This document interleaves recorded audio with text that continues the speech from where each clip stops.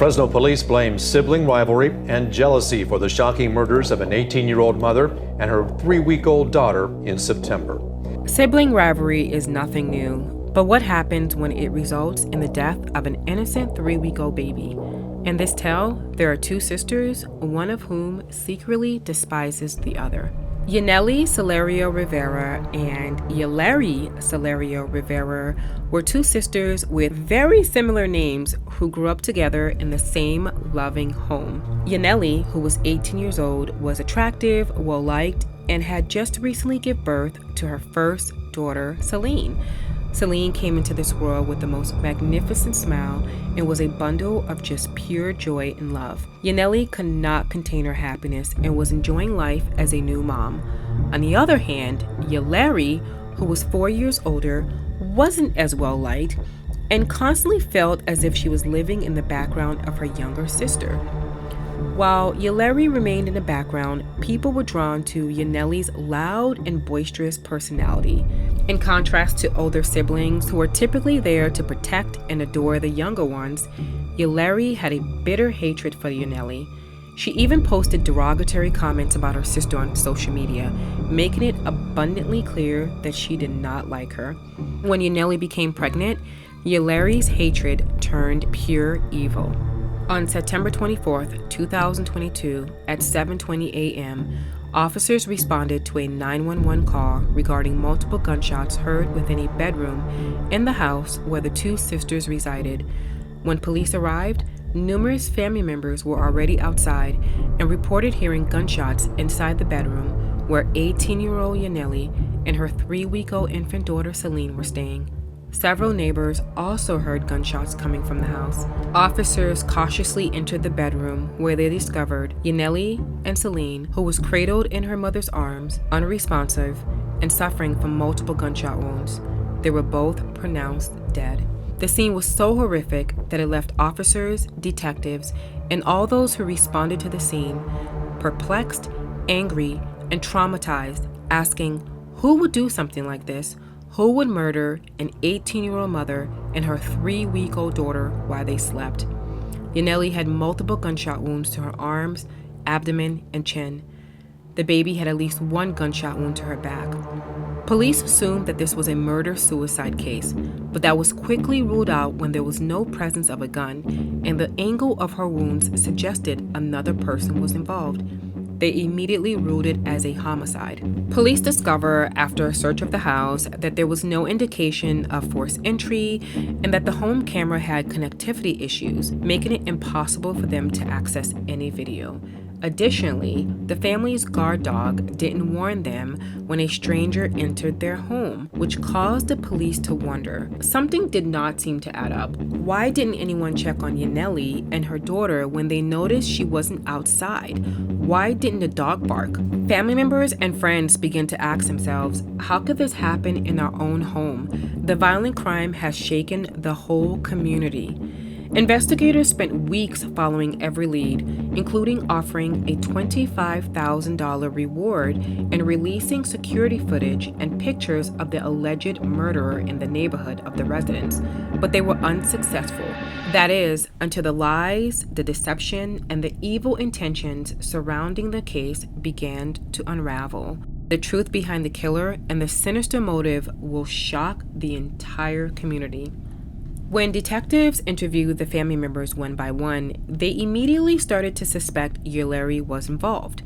First, she pointed the finger at the other possible suspects in the case, including the baby's father. Second, she said she was with a friend the night before the murder and came home at 1 a.m. When asked for the friend's contact information, she refused. Detectives eventually found the friend and realized Yanelly's story was fabricated. The friend told them Yanelly asked her to lie about being together. In fact, cell phone records show that she was with her boyfriend, 26-year-old Martin Arroyo-Morales, a verified gang member with a long rap sheet that included kidnapping and discharge of a firearm. Wiretaps were set up on Yanelly's phone as well as 2 other family members. Detectives soon learned that one family member blamed Yanelly for her sister's death, and another saw Yanelly's boyfriend, Martin, running from the garage with a gun after the shooting. Like detectives, the baby's father immediately suspected Yanelly. He knew the sisters didn't get along, and apparently it was well known that there was a sibling rivalry. Which begs the question, did the family have their own suspicions about Yanelly and hid it from the investigators? Were they protecting Yanelly? While the investigators did say that the family had been very cooperative during the investigation, they were definitely hiding something. The crucial turning point in the investigation occurred when detectives were able to positively identify Yanelly's boyfriend, Martin, as a person seen on the surveillance tape. Last night, Yanelly Solorio-Rivera, 12/5 of 99, sister of the victim, and Martin Arroyo-Morales, 7/30 of 96, a validated gang member and boyfriend of the female suspect, were both arrested for 2 counts of premeditated murder.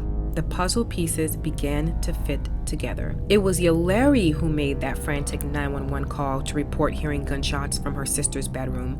Martin was seen running with a gun from the house, and that's why the family's guard dog didn't bark. He was familiar with Martin.